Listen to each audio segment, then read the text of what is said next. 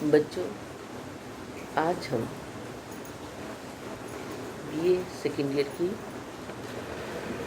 Class start कर रहे हैं,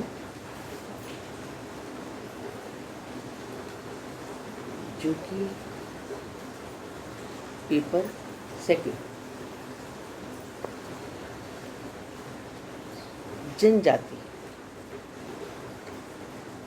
जनजाति के बारे में आज हम चर्चा करेंगे।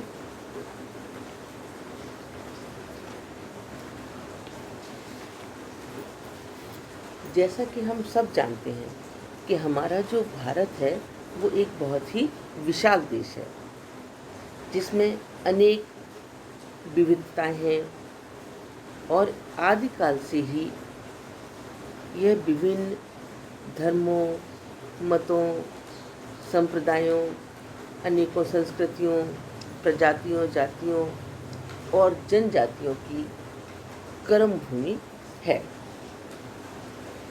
इन सभी ने यहाँ की सामाजिक व्यवस्था और संगठन के निर्माण में अपनी अपनी महत्वपूर्ण भूमिका निभाई है और उन्हें एक विशिष्ट स्वरूप प्रदान किया है, जैसे जाति प्रथा, जनजाति, ग्राम व्यवस्था, वर्ण व्यवस्था, आश्रम व्यवस्था, कर्म एवं पुनर्जन्म के सिद्धांत और संस्कार व्यवस्था भारतीय समाज के प्रमुख ही आधार है।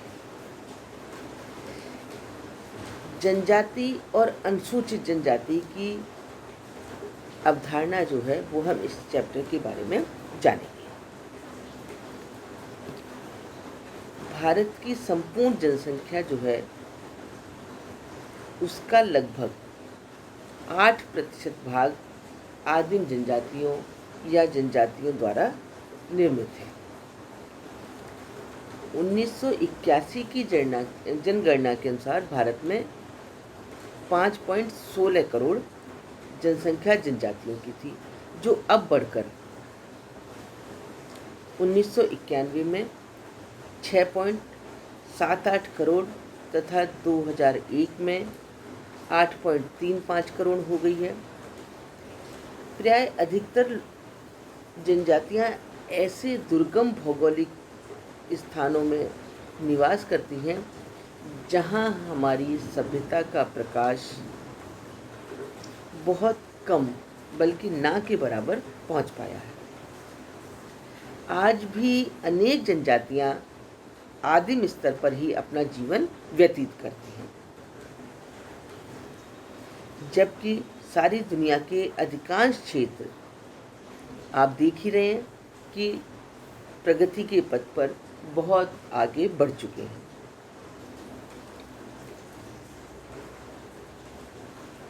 ये दुर्गम क्षेत्रों में आज भी निवास करते हैं। उनके समूह वहीं पर पाए जाते हैं जो पिछले सैकड़ों वर्षों से संसार की सभ्यता से दूर रहते हैं। वो डरते हैं कि कहीं हमारी संस्कृति का लोप ना हो जाए, इसलिए वो इस सांस्कृतिक दृष्टि से अपनी अलग पहचान बनाए हुए हैं। ये मानव समूह घने जंगलों में, ऊंचे पर्वतों पर, मरुस्थलों में एवं पठारी क्षेत्रों में निवास करते हैं। उन क्षेत्रों को सामान्यतः अनुत्पादक माना गया है।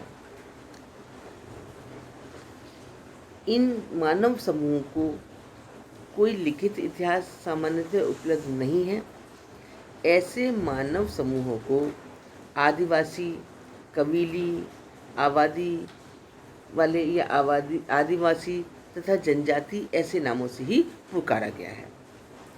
ये शब्द अंग्रेजी भाषा के नेटिव, एबोरिजिनल तथा ट्राइबल शब्द से ही अनुपादक हैं।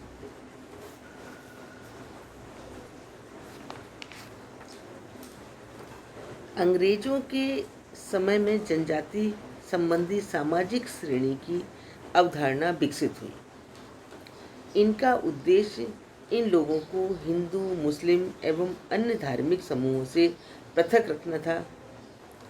इनको शेष लोगों से अलग बनाए रखने पर आधार जनजातियों का धर्म जीववाद था, जो शेष आधार पर पूर्णतः पृथक एवं आंशिक रूप से पृथक क्षेत्र बनाए गए।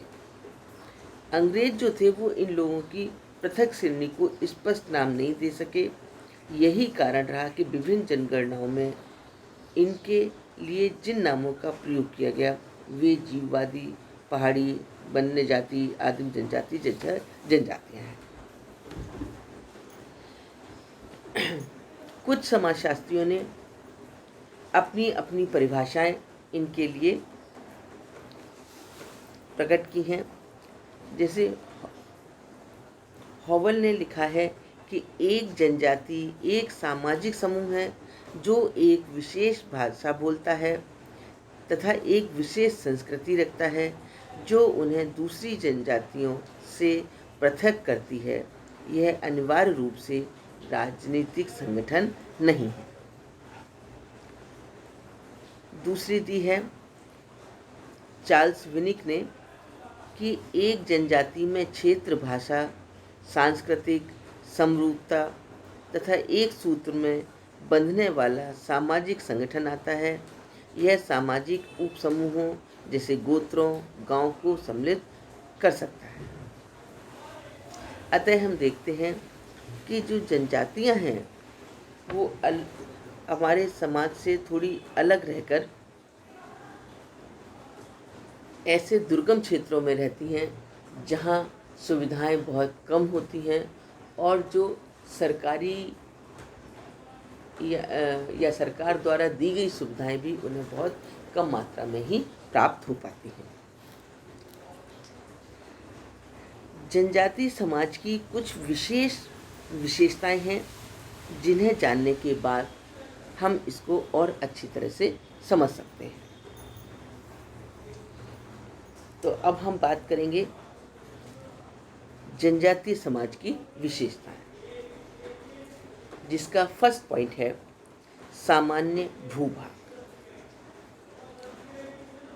हम देखते हैं कि एक जो जनजाति है वो एक निश्चित भूभाग भौगोलिक क्षेत्र में ही निवास करती है, जिसका परिणाम यह होता है कि उसका भूभाग से लगाव एवं उसके सदस्यों में दृढ़ सामुदायिक भावना का विकास हो जाता है।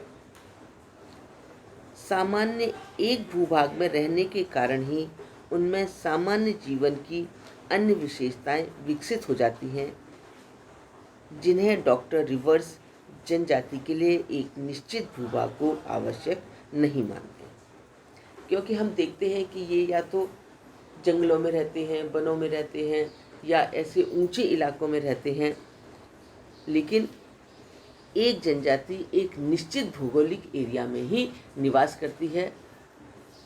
वहीं पर इनके आपसी संबंध प्रगाढ़ होते हैं और ये एक मजबूत संबंध में बन जाते हैं। दूसरा है सामान्य भाषा। सामान्य भाषा का मतलब है कि ये एक क्षेत्र में रहने वाले हैं, तो जो एक जनजाति एक निश्चित क्षेत्र में रहती है तो लोग अपने विचारों को आदान प्रदान करने के लिए, अपनी आवश्यकताओं को पूरा करने के लिए एक सामान्य भाषा का ही प्रयोग करते हैं और इस भाषा के माध्यम से ही वह अपनी संस्कृति का हस्तांतरण करते हैं, एक पीढ़ी से दूसरी पीढ़ी को पहुंचाते हैं। किंतु ये जनजाति सभ्यता के संपर्क के कारण कई जनजातियां द्विभाषी भी हो गई हैं, क्योंकि जहाँ पर इनकी संस्कृति एक सी मिलती है, ये वहीं पर निवास करते हैं, उनसे ही सामाजिक संबंध स्थापित करते हैं। तो कुछ इलाकों में दूसरे इलाकों से आई जनजातियां अपनी भाषा का प्रयोग करते करते ये द्विभाषी हो जाते हैं, मतलब दो भाषाओं का प्रयोग करने लगते हैं। तीसरा है विस्तृत आकार। मतलब एक जनजाति में कई परिवारों का संकलन होता है। इसमें कई वंश, समूह एवं गोत्र होते हैं।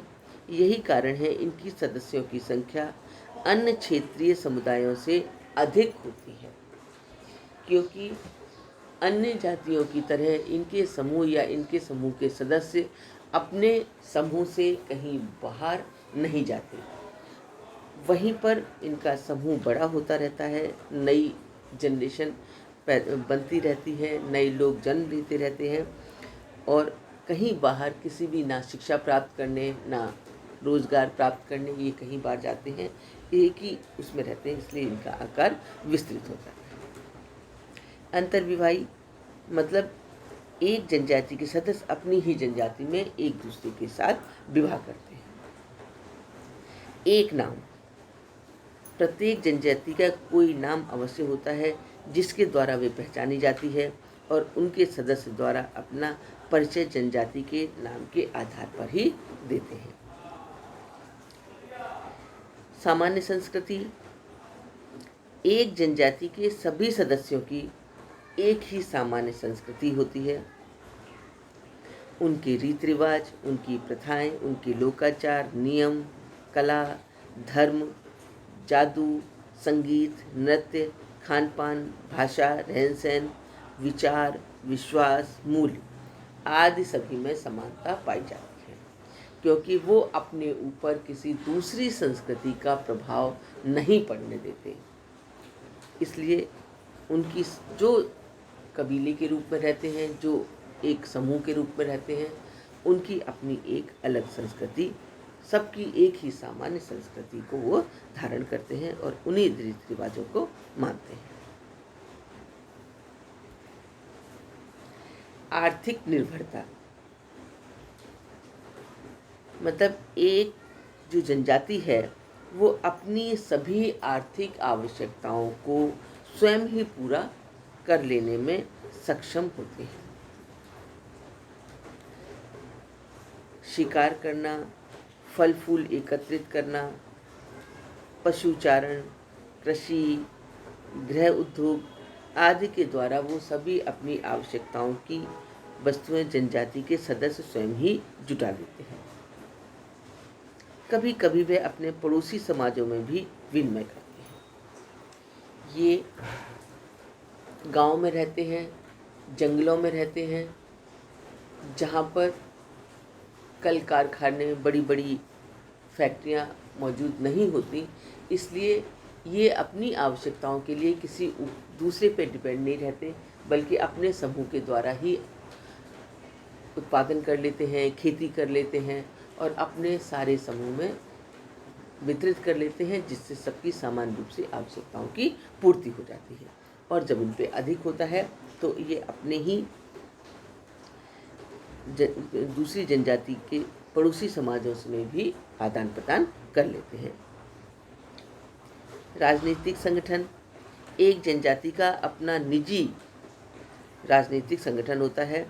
इसमें अधिकांशतः एक वंशानुक्रमण मुखिया होता है, जो घर का, जो इनके समाज का, जो इनकी जाति का वयोवृद्ध व्यक्ति होता है, वही मुखिया बन जाता है और वंशानुक्रमण उनके पुत्र और उसके बाद उसके पुत्र की तरह ये मुखिया बनते हैं, जो परंपराओं का पालन कराने, अपने समाज पर नियंत्रण रखने एवं किसी के द्वारा नियमों का उल्लंघन करने वालों को एक दंड की व्यवस्था भी होती है। कहीं कहीं मुखिया की सहायता के लिए वयोवृद्ध लोगों की एक परिषद भी बनाई जाती है। कुछ विद्वानों ने राजनीतिक संगठन को जनजाति के लिए आवश्यक नहीं माना।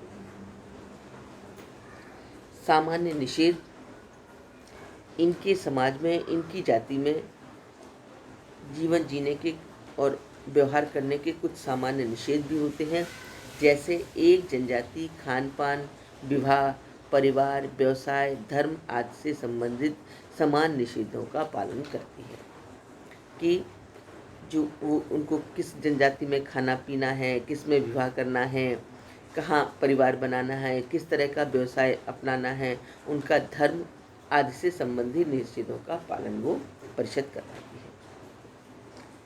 एक महत्वपूर्ण जो इनके बीच में बात है वो है हम की भावना।